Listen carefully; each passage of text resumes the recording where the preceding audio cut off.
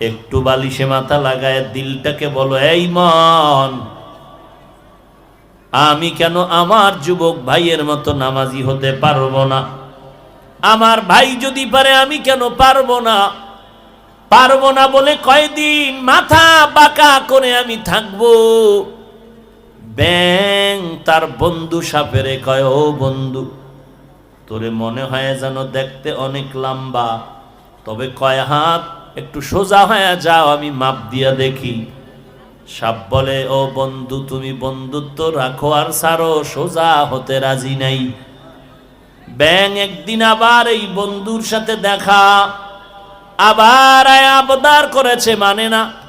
ঠিক একদিন দেখে সাপ একটা রাস্তার মাঝে সোজা হয়ে আছে, ধাক্কা দিয়া দেখে প্রাণ পাখি নাই।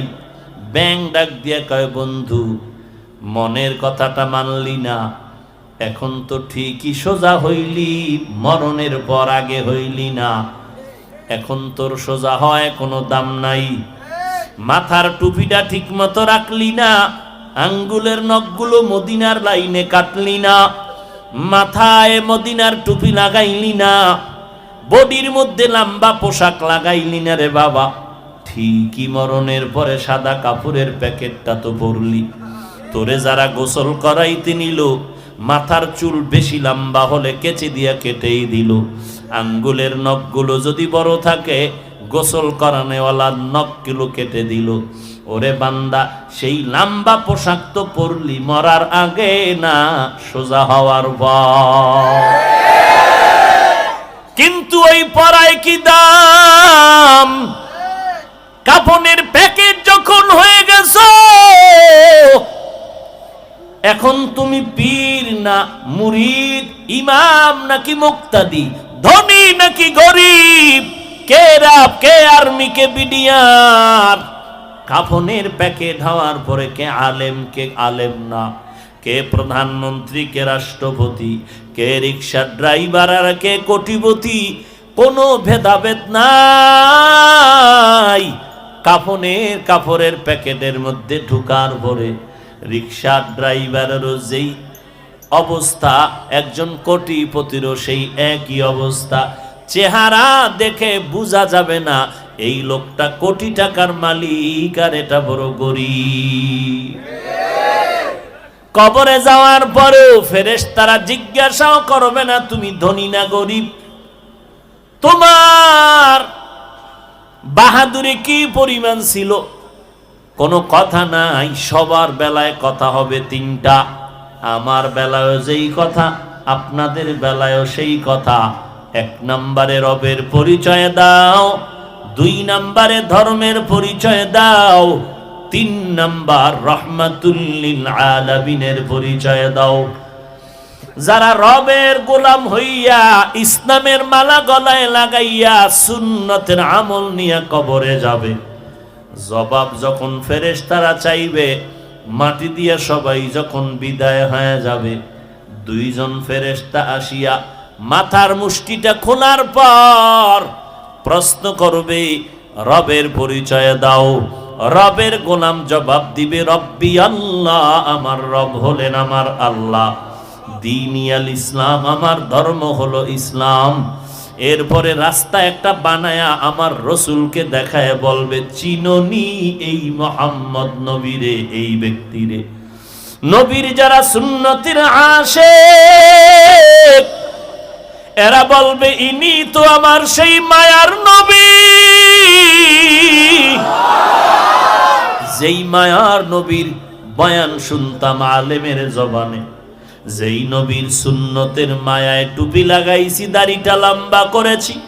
কত মানুষ টুপিওয়ালা বা গালি দিত, দাড়িওয়ালা বলে গালি দিত, তারপরও টুপি ফালাইতাম না, দাড়ি ফালাইতাম না। এই নবীর আমি কেন চিনব না? ইনি তো আমার সেই মায়ার নবী, রহমাতুল লিল আলামিন। আমার আল্লাহ বড় খুশি হইয়া গায়েবী আওয়াজ দিয়ে বলবেন, ফেরেশতারা আর দেরি করিও না, এই বান্দারে আর ডিস্টার্ব করিও না, তাড়াতাড়ি বেহেশতের বিছানাটা বিছায়া দাও। দুনিয়ার জমিনে বান্দা আরামে ঘুমাইতে পারে নাই। রাতের গভীর যখন হয়ে যাইত, এই বান্দা সিজদায় পড়ে আমি আল্লাহরে ডাকতো। সবাই যখন ঘুমায় গেছে, আমার আশিক সিজদায় পড়ে ডেকেছে, ও মালিক তুমি আমাকে ভুলে যেও না। ও আল্লাহ, আমার টাকা নাই, বাড়ি নাই, পয়সা নাই, আমি টাকার জন্য তোমার দরবারে ভোর রাতে কাঁদি না। ও আল্লাহ, বাড়ির জন্য কাঁদি না, টাকার জন্য কাঁদি না, আমার চোখের পানি ঝরে শুধু আমি জাহান্নাম থেকে মুক্তি চাই, জান্নাতের বিছানাটা চাই। আল্লাহ বলবেন, রে ফেরেশতা, আমার এই বান্দাটারে আর ডিস্টার্ব করিও না, এই বান্দাকে আরামের ঘুম পাড়ায় দাও। বেহেশতের বিছানায় বান্দা আরামে ঘুমায় যাবে। ইসরাফিলের সিংহায় ফুৎকারের আগে কেউ যেন তারে সজাগ না করে। জান্নাতের বিছানায় বান্দা আরামে ঘুমাবে, আল্লাহর মুহাব্বতের ঘুম। এরে নবীর উম্মতের দল, এরে আমার যুবক ভাই, ও পর্দার আড়ালের মা বোনেরা, একটু ভালো করে শুনে কবরে যাও। এই যে গতকালের ঘটনা না আজকের ঘটনা, মাদ্রাসার ছাত্র অ্যাক্সিডেন্ট হয়ে মরে গেল। বাড়িতে গিয়া খবর নাও, মায়ের ঘুম নাই, বাবার ঘুম নাই, পাগলনির মতো মা চিৎকার করতেছে, কোথায় গেল আমার কলিজার টুকরা সন্তান। হাফেজে কোরআন, কোরআন তেলাওয়াত শুনলে কলিজা ঠান্ডা হয়ে যাইত। এরে সন্তানের মা,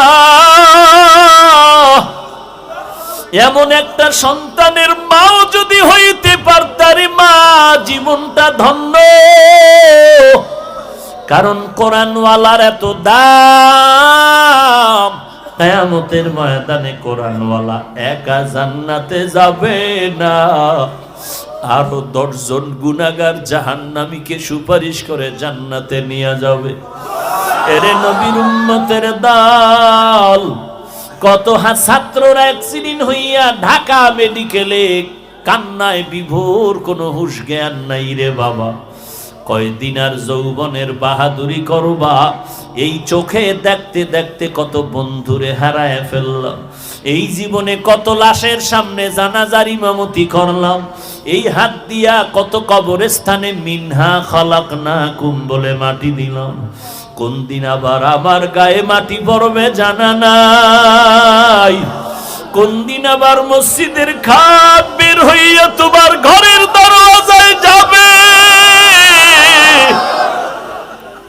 ঘরের দরজায় গিয়া দাঁড়ায় যাবে, আর লাশটারে ঘরে রাখিস না, বাহিরে নামাও। ওরে আল্লাহর গোলাম, যদি গুনাহ নিয়া কবরে যাও, নবীর সুন্নাত যদি মেনে যেতে না পারো, ইসলামের আমল যদি করতে না পারো, আমার মাওলার সাথে সম্পর্ক গড়িয়া যদি কবরে যেতে না পারো, প্রশ্ন তোমাকেও করা হবে। রবের পরিচয় দাও, ধর্মের পরিচয় দাও, রাহমাতুল লিল আলামিনের পরিচয় দাও, সাথে সাথে তুমি ওই গুনাহগার হয়ে গেলে বলবে হা হা লা আদরি, কোনো জবাব তো দিতে পারবে না, বলবে বড় আফসোস, আমি কিছুই জানি না। তখন আবার আল্লাহ আওয়াজ দিবেন, রাগান্বিত আওয়াজ। আল্লাহ বলবেন, এরে ফেরেশতা, এই বান্দাকে একটা সেকেন্ডের জন্য ছাড় দেওয়া আর হবে না। দুনিয়াতে আমার দেওয়া পানি, আমার দেওয়া মাছ, আমার দেওয়া গাছের ফল, আমার দেওয়া জমিনের ফসল, আমার দেওয়া চাঁদের আলো, সূর্যের আলো, আমার দেওয়া বাতাস, আমার দেওয়া নেয়ামত সব ভোগ করিয়া আমার হুকুম মতো চলে না, আমার ইবাদতে মসজিদে গিয়া নামাজ আদায় করে নাই, আমি আল্লাহ রাগ করিয়া পানি বন্ধ করি নাই, বাতাস বন্ধ করি নাই, সূর্যের আলো বন্ধ করি নাই, গাছের ফল খাওয়া বন্ধ করি নাই, বরং আমি আল্লাহ বারবার ডাকছি, আয় আয় তওবা কর। বান্দা তওবার দরজায় ফিরে যায় নাই। আমি যত ছাড় দুনিয়াতেই দিয়েছি, এখন আর এক সেকেন্ড ছাড় দেওয়া হবে না। এ ফেরেশতার আর দেরি করা যাবে না। এই কবরের মধ্যে জাহান্নামের বিছানা বিছায়া দাও। আর বলবেন, আল্লাহ বলবেন, এর কবরের মাটি এই জাহান্নামী গুনাহগারকে দুই পার্শ্ব থেকে একটা জোরে চাপ দাও। কবরের দুই পার্শ্বের মাটি এমন জোরে চাপ দেওয়া শুরু হয়ে যাবে রে বাবা, চাপের কারণে পাজরের হাড় চুরমার হয়ে যাবে। একটা নয়, দুইটা নয়, 70 থেকে 99টা সাপ ওই কবরে জাহান্নামের আগুন। এরে যুবক, আল্লাহর কোরআন মিথ্যা মনে করিস না, নবীজির কথাগুলো মিথ্যা মনে করিও না রে বাবা। গুনাহ করে করে জীবনটাকে যারা নষ্ট করেছো, পায়ে হাত রেখে বলি, ফিরে আয়, তওবা কর। চোখের পানি ছেড়ে কান্না করে তওবা করো আর বলো, আল্লাহ এই ময়দানে আমার মতো গুনাহগার আর কেউ নাই। শয়তানের ধোকায় পড়ে কত গুনাহ করেছি রে আল্লাহ। আমার গুনার খবর আমার মা বাবা ভাই বোনেরা জানে না। যদি জানতো, কেউ আমাকে আপন বলে কাছে রাখতেন না। ও আল্লাহ, আপনি জানার পরেও রাগ করিয়া আমাকে ফালায়া দেন নাই। মেহেরবানি করে আজকে এই তওবার দরজায় ফিরে আসলাম, মাফ করে দেন। আল্লাহ রাব্বুল আলামিন বলেন, ইয়া আইয়ুহাল্লাযীনা আমানু তুবু ইলাল্লাহি তাওবাতান নাসুহা। হে দুনিয়ার মুমিন, তোমরা সবাই প্রত্যাবর্তন করো, ফিরে যাও গুনাহের থেকে আল্লাহর দিকে। কিভাবে? তাওবাতান নাসুহা, চূড়ান্তভাবে খাঁটি তওবার মাধ্যমে। রাসূলুল্লাহ সাল্লাল্লাহু আলাইহি ওয়া আলিহি ওয়াসাল্লাম ইরশাদ করেন, আত-তাইবু মিনাজ যামবি কামান লা যামবা লাহ।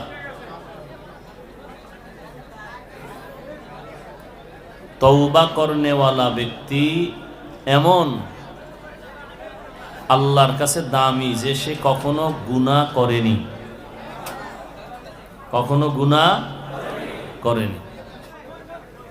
আল্লাহ রাব্বুল আলামিন আয়াতের মাধ্যমে, রসুলের হাদিসের মাধ্যমে মূল যে বিষয়টা আমরা অনুধাবন করব সেটা হলো তওবা করার মাধ্যমে আল্লাহর দিকে ফিরে যাওয়া, এর নাম তওবা। কেন?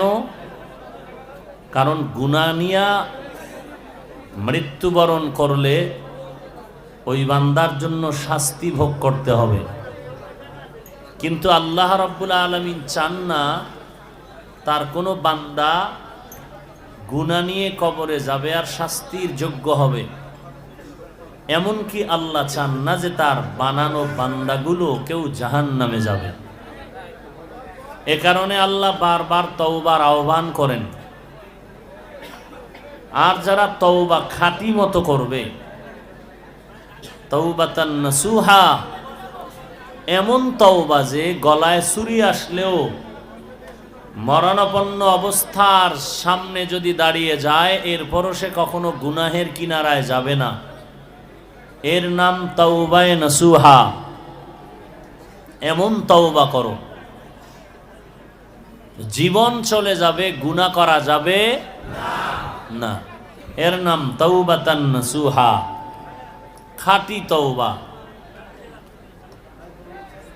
এই কথার উপরে প্রতিজ্ঞাবদ্ধ হওয়া, জীবনে কখনো আমি নেকের কাজ ছাড়ব না,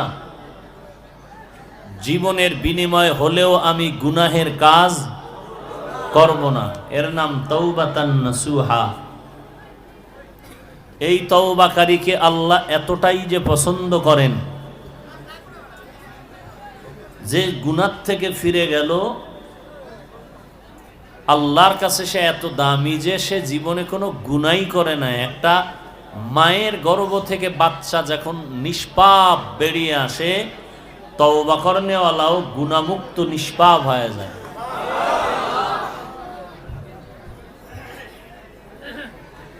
এই তওবা আল্লাহর কাছে করার জন্য কয়েকটা শর্ত আছে। এক নাম্বার, অতীতের অপরাধ থেকে চূড়ান্ত প্রতিজ্ঞাবদ্ধ হয়ে ফিরে যাওয়া, ভবিষ্যৎ জিন্দেগিতে ইনশাআল্লাহ কখনো অপরাধমূলক কাজ না করার অঙ্গীকারবদ্ধ হওয়া, এবং এর উপরে টিকে থাকার জন্য আল্লাহর কাছে তৌফিক কামনা করা, অতীতের জিন্দেগির জন্য চোখের পানি ফেলে আল্লাহর কাছে বিনয়ী প্রকাশ করা। তওবার জন্য পূর্ব শর্ত চোখের পানি।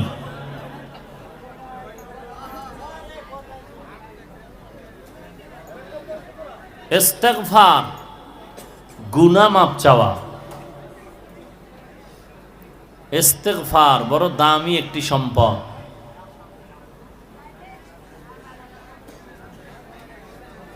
রাত আসলে যেমন দিন থাকে না, দিন আসলে রাত যেমন থাকে না, বান্দা তওবা করলে তার আমলনামায় কোনো গুনাহ থাকে না।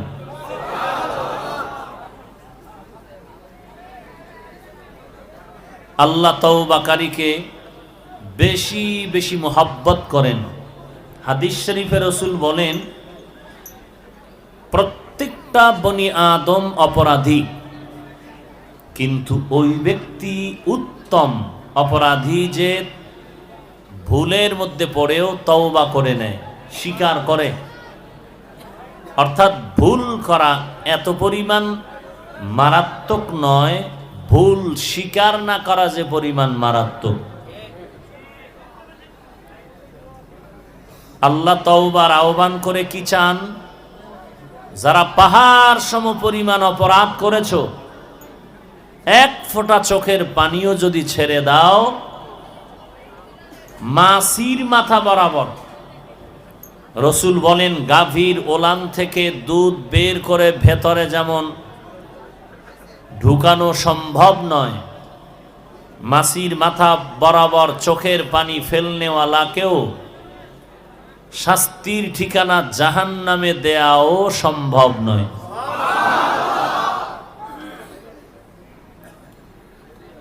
আর আখিরি নবীর উম্মতের জন্য আলাদা সুযোগ, যেটা অন্য কোন উম্মতেরা পায়নি। আমাদের আদি পিতা পয়গম্বর আদম,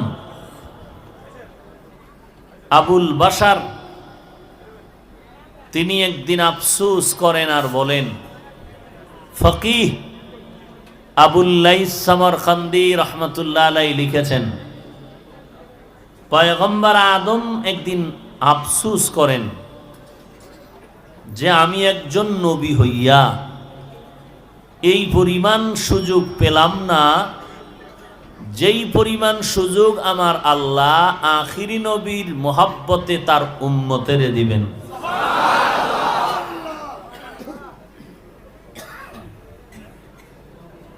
পয়গম্বর আদম বলেন, আমি নবী হওয়ার পরে একটা ভুল করেছিলাম, যে ভুলটা অমার্জিত নয়, একটি মার্জিত ভুল করেছি,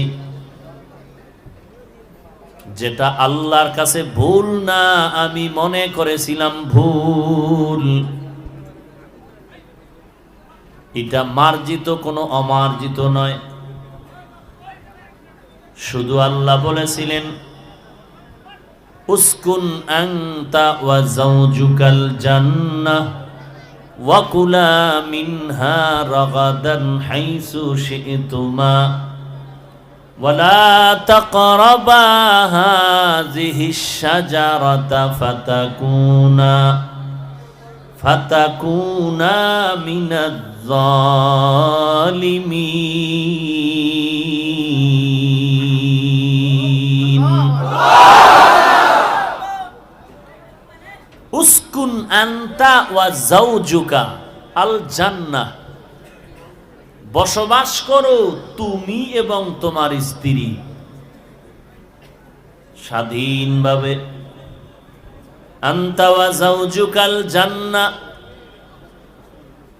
তুমি এবং তোমার স্ত্রী হাওয়া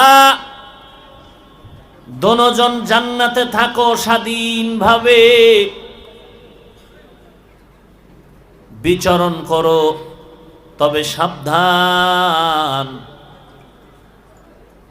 আনতা ওয়া যাওজুকা, তুমি এবং তোমার স্ত্রী জান্নাতের মধ্যে বসবাস করো। ওয়াকুলা মিনহা, খাও তোমরা দোনোজন, মনে যা চায় খাও, খানার ব্যাপারে কোনো বাধ্যবাধকতা নাই। স্ত্রী মনে যা চাবে খাবে, স্বামীও যা চাবে খাবে, তবে একটা সতর্ক, ওয়ালা তাকরাবা হাযিহিশ শাজারা, ওই গাছের নিকটেও যাবে না।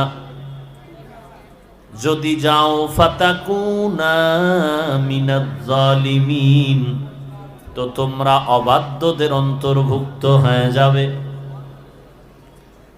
শয়তানের প্ররোচনায় পড়ে আদম ও হাওয়া নিষিদ্ধ গাছের কাছে গেলেন। আদম নবী বলেন, এটা আমার ইচ্ছাকৃত নয়, আমার ভুল। আর এটা অমার্জিত না, মার্জিত ভুল। এই একটা মার্জিত ভুলের কারণে আমি একজন নবী হইয়া এমন পরিমাণ বিপাকে পড়লাম। আর আখিরি নবীর উম্মতেরা পাহাড় সম পরিমাণ অন্যায় যদি করে ফেলে,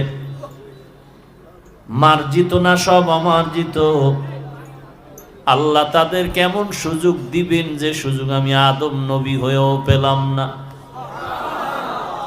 এক নাম্বার, আমি আদম একটা মার্জিত ভুলের কারণে, জান্নাতের পোশাক ছিল আমার বডির ভেতরে, একটা মার্জিত ভুলের কারণে জান্নাতের পোশাক আমার বডির থেকে পড়ে গেল। কিন্তু উম্মতে মুহাম্মাদির এত দাম, পাহাড় সম পরিমাণও যদি গুনাহ করিয়া আল্লাহর দরবারের আসামি হয়ে যায়, আল্লাহ কখনো রাগ করে পোশাক শরীর থেকে আলাদা করে দুনিয়ার কারো কাছে ইজ্জত নষ্ট করবেন না। আমি আদম নবী হওয়ার পরেও একটা ভুল করেছি, মার্জিত ভুল। বিনিময়ে কি হলো, আমার দুনিয়ার জমিনে জান্নাত থেকে আল্লাহ বের করে দিলেন। কিন্তু উম্মতে মুহাম্মাদির এত দাম, পাহাড় সম পরিমাণও যদি অন্যায় করে ফেলু, আল্লাহ তাআলা রাগ করে জমিন থেকে তোমাকে বের করে অন্য জায়গায় পাঠাবেন না। আল্লাহ বলবেন না, এরে মুহাম্মদের উম্মত, অন্যায় কেন করেছো, বাংলাদেশ থেকে বেরিয়ে আমেরিকায় চলে যাও, আমেরিকার মানুষ লন্ডনে চলে যাও। আল্লাহ বলেন, আমি আল্লাহ মুহাম্মদের বরকতে উম্মতের এতটা করব না। আদম নবীকে আদম বলেন যে আল্লাহ একটা মার্জিত ভুলের কারণে জান্নাত থেকে বের করে দিলেন। 3 নাম্বার, আমি আদম একটি মার্জিত ভুলের কারণে আল্লাহ পাক আমার থেকে আমার স্ত্রীকে আলাদা করে ফেলেছেন। এমন আলাদা হয়ে গেল, আমার মনের মধ্যে এক পর্যায়ে স্ত্রীর কথাই মনে নাই। জীবনের শেষ দিকে একবার দেখা হয়, আমি চিনতেও পারি নাই হাওয়া আমার একজন স্ত্রী। একটা মার্জিত ভুলের কারণে আমার স্ত্রী আমার থেকে আলাদা করে ফেললেন, কিন্তু মুহাম্মদের উম্মতের দল শুধু নবীর বরকতের কারণে পাহাড় পরিমাণও যদি গুনাহ করো, স্ত্রীকে তোমাদের থেকে আলাদা করে আল্লাহ দিবেন না। আদম নবী বলেন, আমি আদম একজন নবী হওয়ার পর একটা মার্জিত ভুলের কারণে একদিন আর দুদিন না, 1 মাস আর 2 মাস না, 1 বছর আর 2 বছর না, শত শত বছর সেজদায় পড়ে কেঁদেছি, আল্লাহ মাফ করে দাও, কান্না করেছি। আল্লাহর কাছে আমি আবদার জানিয়েছিলাম, আল্লাহ তুমি আমাকে মাফ করে দাও। আল্লাহর নামের সাথে একটি শব্দ আমি সংযুক্ত পেলাম, পয়গম্বর মুহাম্মদের নাম। আদম যা বলেছিলেন, কবি বলেন, আদম নামে সর্বপ্রথম তুমি আমায় বানাইয়া তোমার সাথে কাহার নামটা লিখিলা রাখিয়া। আল্লাহ বলেন, বন্ধু আমার মুহাম্মদ আমার সাথে জড়িত, যাহার সৃষ্টি না হইলে আসমান জমিন না হতো। আল্লাহ তাআলার কাছে শত শত বছর কান্না করে কাটাইলাম, আল্লাহ বলেন ক্ষমা হবে না। তুমি তৃপ্তি সহকারে যদি আমার থেকে মোহাব্বতের পুরস্কার নিতে চাও, নির্ধারিত পাহাড়ে যাও, জবলে রহমত, ওই রহমত নামের পাহাড়ে গিয়া দোয়া পড়ো, রব্বানা যালামনা আনফুসানা ওয়া ইল্লাম তাগফির লানা ওয়া তারহামনা লানাকুনান্না মিনাল খাসিরিন। আল্লাহ তাআলা আদম নবীকে জবনে রহমত, রহমতের পাহাড়ে নিলেন, আর আদম নবীকে আল্লাহ মুহাব্বতের পুরস্কার দিলেন।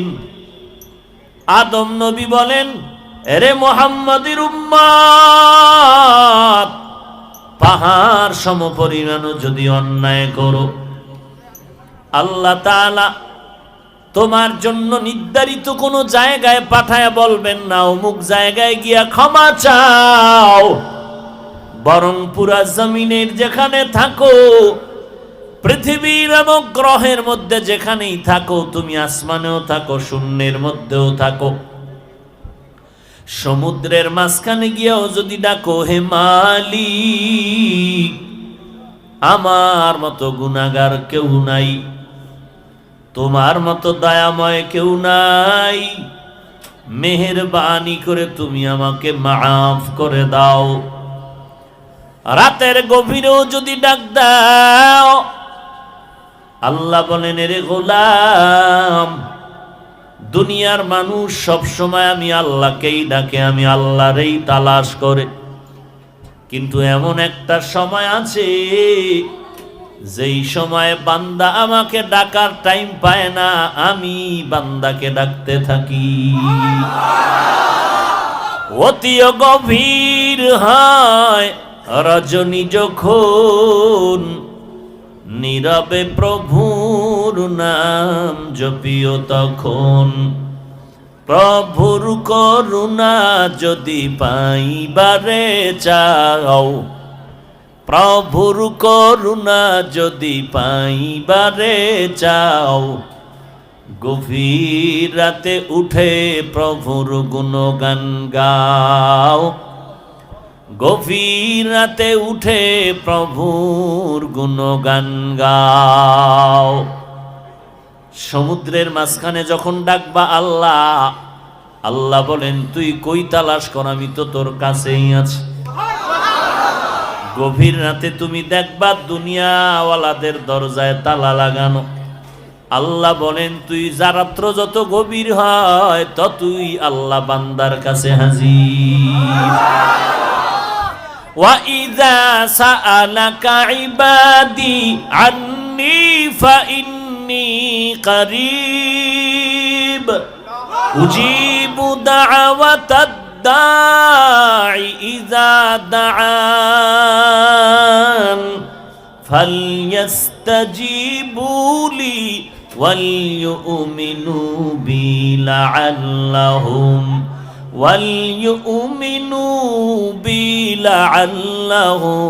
ইয়ারশুদুন।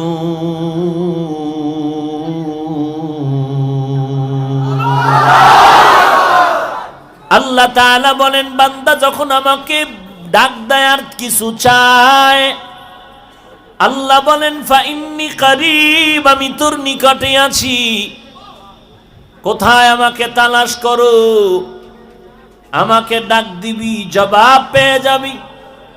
বলে আল্লাহরে যে ডাকি জবাব তো পাইলাম কিনা জানি না। সমস্ত আল্লাহওয়ালা উলামায়ে কেরাম মুফাসসিরিনে কেরাম বলেন বান্দা যখন একবার আল্লাহ বলে ডাক দাও, এরপরে যদি আর একবার আল্লাহ বলার সুযোগ পাও, ওই দ্বিতীয়বার আল্লাহ বলাই হলো আল্লাহর পক্ষ থেকে জবাব। ইয়া আইয়ুহাল্লাযীনা আমানু তুবু ইলাল্লাহি তাওবাতান নাসুহা। এরে দুনিয়ার মুমিন, গুনাহের থেকে ফিরে আল্লাহর দিকে আগাও। এমন ভাবে আগাইতে হবে যে আমাকে রশি দিয়ে বাঁধ নেওয়ার পেছনে যাওয়া যাবে না। কারণ রাস্তা দুইটা, ফারিকুন ফিল জান্নাহ ওয়া ফারিকুন ফিস সাঈর। একটা রাস্তা জাহান্নামের আর একটা জান্নাতের রাস্তা। এরে আল্লাহর বান্দা কই দৌড়াও, দুইটা রাস্তা ছাড়া ভিন্ন কোনো রাস্তা নাই। হয়তো জান্নাতের পথে যেতে হবে, না হয় তোমাকে জাহান্নামের পথে যেতে হবে। দুই দল ছাড়া জমিনে কোনো দল নাই। একটা হলো হিজবুল্লাহ আর একটা হলো হিজবুশ শাইতান। আল্লাহর দল আর শয়তানের দল। ও বান্দা, দল দুইটা, তুমি কোন দলে যাইবা? হয়তো আল্লাহর দলে, না হয় শয়তানের দলে যেতে হবে। রাস্তা দুইটা, জান্নাতের আর জাহান্নামের। এরে নবীর উম্মত, এই দুই রাস্তা ছাড়া কোনো রাস্তা নাই। কবরে যাইবা স্থান হবে দুইটার একটা, হয়তো জান্নাত না হয় জাহান্নাম। এরে নবীর আশেকের দল, শাস্তি আর শান্তির জায়গাও দুইটা, হয়তো জান্নাত না হয় জাহান্নাম। এরে আল্লাহর গোলাম, যদি তুমি জান্নাতের পথে চলো কপাল ভালো, আর যদি আল্লাহ না করুন শয়তানের ধোঁকায় পড়ে গুনার দিকে চলে যাও, তোমার পরিণাম ফল বড় ভয়ঙ্কর হয়ে যাবে। আল্লাহ পাক বলেন জাহান্নামের পথ থেকে ফিরে আয়, জান্নাতের পথে চলতে থাক। কেউ যদি তোমাকে টানতে থাকে পেছনে ফিরে তাকানো যাবে না, কারণ পেছনে টানে আমাকে শয়তান। শয়তানের মোকাবেলায় আমাকে সামনে এগিয়ে যেতেই হবে, কারণ দুনিয়ার মোহে পড়িয়া কারো পেছনে দৌড়ানো যাবে না। কারণ যে আমাকে দৌড়ানোর তাকিদ দেয়, সেও আমার থেকে স্বার্থ উদ্ধার করতেছে। এরে আল্লাহর গোলাম, তওবার দরওয়াজায় ফিরে যাও। শয়তানের ধোঁকায় পড়ে গুনাহ করেছো, নিরাশ হয়ে যাও না। আল্লাহ পাক বলেন কুল ইয়া ইবাদিয়াল্লাযীনা আসরাফু আলা আনফুসিহিম লা তাকনাতু মির রাহমাতিল্লাহ ইন্নাল্লাহা ইয়াগফিরুয যুনুবা জামিআ ইন্নাহু হুয়াল গফুরুর রহিম।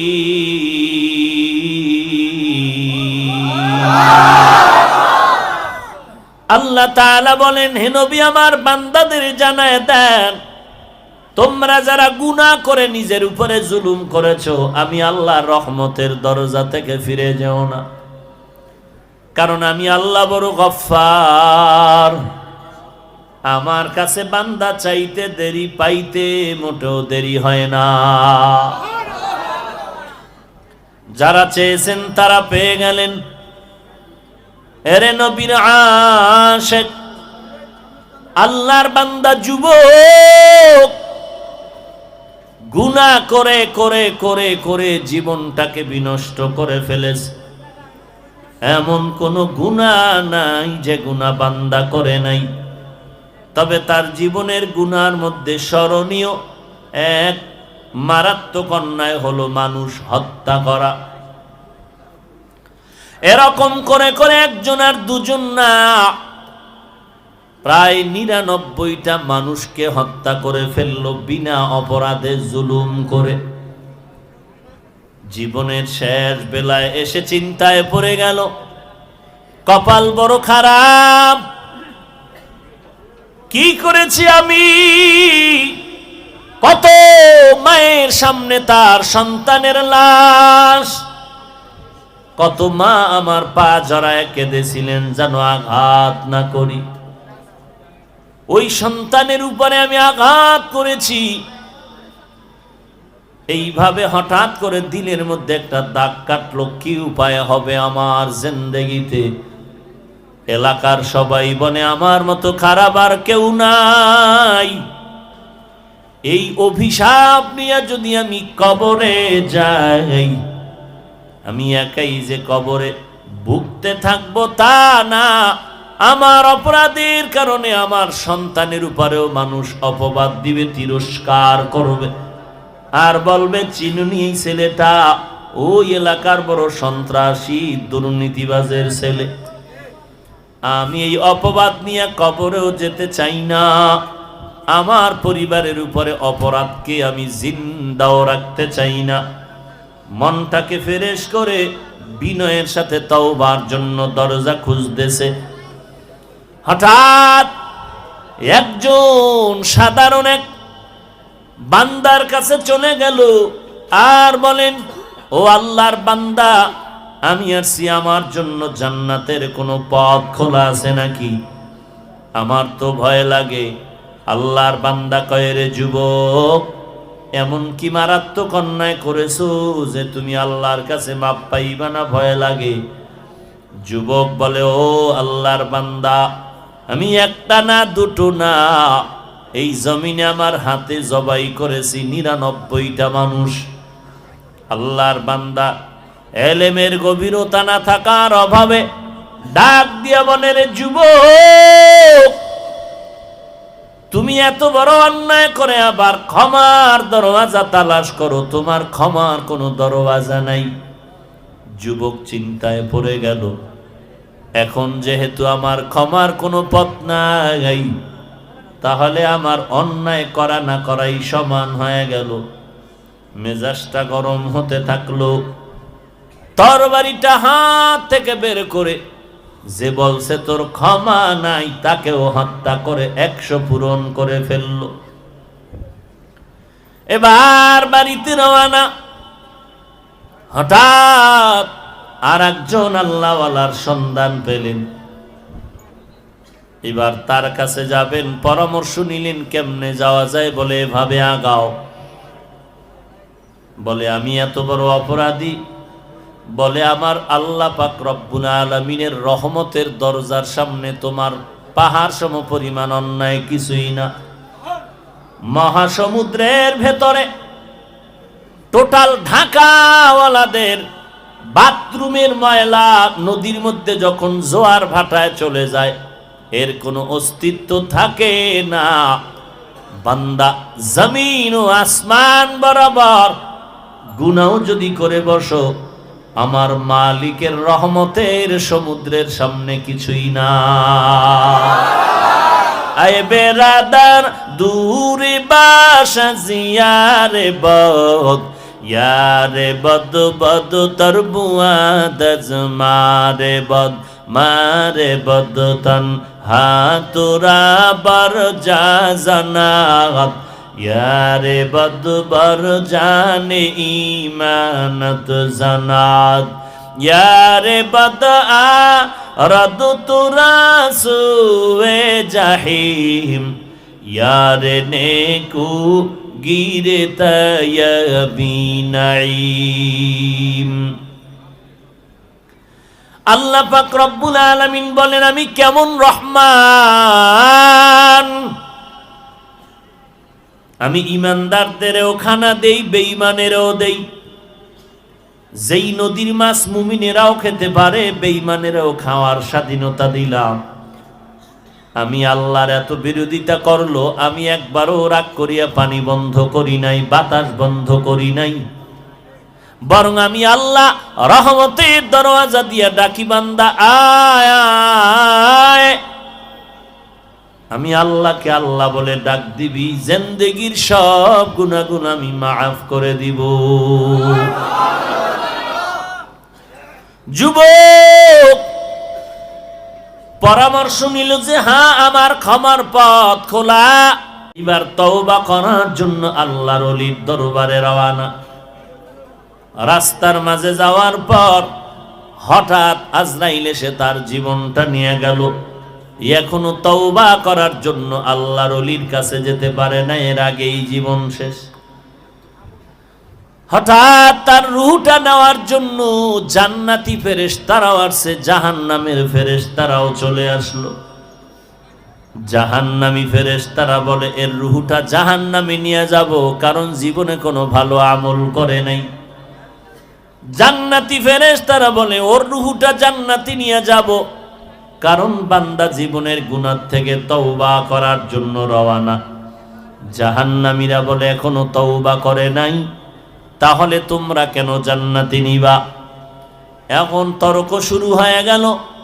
সমাধানের জন্য আমার আল্লাহ জিবরাইল আমিনকে পাঠায় দিলেন আর বললেন ও জিবরাইল যাও সমাধান করে দাও। কেমনে সমাধান করব? আল্লাহ বলেন দেখো, যেই যুবকটা যেই রাস্তার মাঝে মরে গেল, এখান থেকে তার আল্লাহওয়ালার বাড়ি কাছে নাকি তার নিজের বাড়ি কাছে?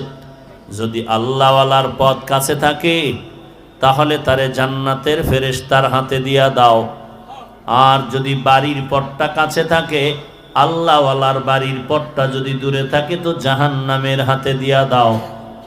জিবরাইল আমিন মাপ দিলেন। আমার আল্লাহ কিতাবের মধ্যে পয়গম্বরের হাদিস এভাবেই লেখা হয়। নবী বলেন জায়গাটা এমন ছিল যেখানে যুবক মরে গেল, ওখান থেকে বাড়ি কাছে, আল্লাহওয়ালার দরবার দূরে। আমার আল্লাহ কুদরতের মায়ার নজর দিয়া বাড়ির জায়গাটা দূরে করে আল্লাহওয়ালার জায়গা কাছে করে দিয়েছি। আর অমনি করে দেখে বাড়ির জায়গা থেকে আল্লাহওয়ালার দরবার কাছে।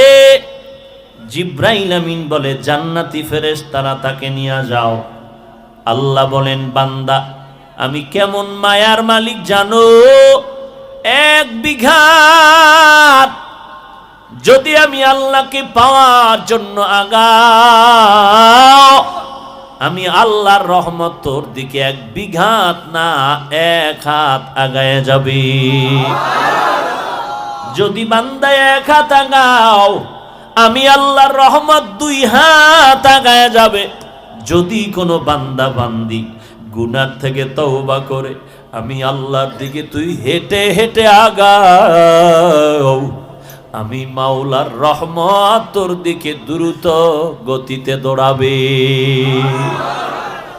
কারণ আমার মাওলার ছেলে নাই, মেয়ে নাই। ও সাহেব আমাকে 5000 টাকা দাও, দিব দিব বলে কেন দেয় না?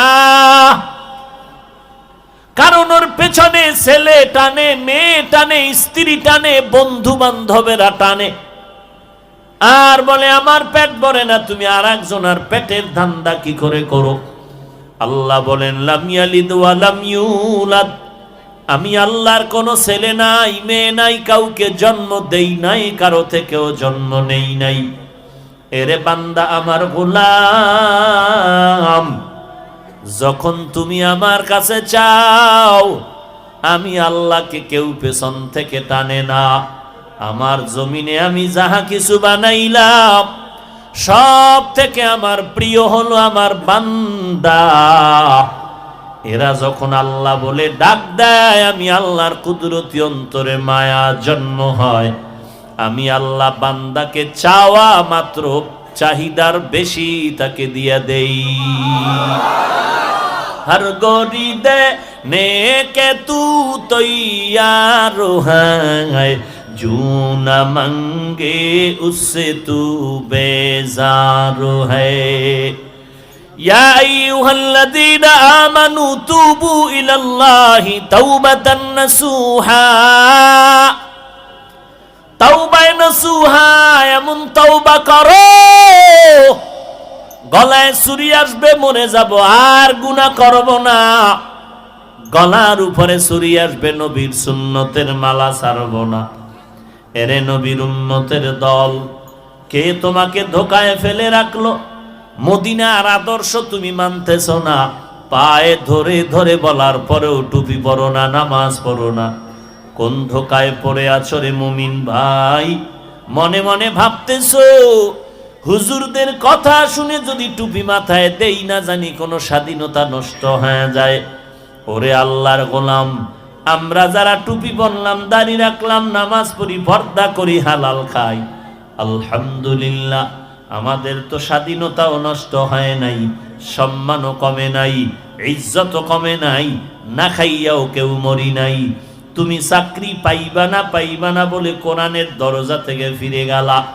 আর এই কোরআনের দরজা যারা আঁকড়ায় ধরে রাখলো, চাকরি যদিও দুনিয়ার লাইনে নাই, তবে এদের মতো সম্মানেও জমিনে আর কেউ নাই। কোন ধোকায় পড়ে আছো? কয়দিনই বাই ধোকার স্বর্গে তুমি থাকবে? আজরাইলের হাতে কি তুমি ধরা পড়বা না?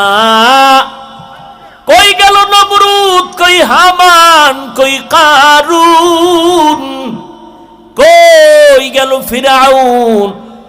টাকা পয়সা ক্ষমতার কোনো অভাব ছিল না, কিন্তু এত বড় বেঈমানকে আল্লাহ ধ্বংস করার জন্য আসমানি কোনো বাহিনী লাগে নাই। একটা অসুস্থ মশা তার ইতি টেনে দিল, লোহিত সাগরের চুবানি খেয়ে ফেরাউন ধ্বংস হয়ে গেল। এরে নবীর উম্মতের দল, কিসের বাহাদুরি করো রে গোলাম?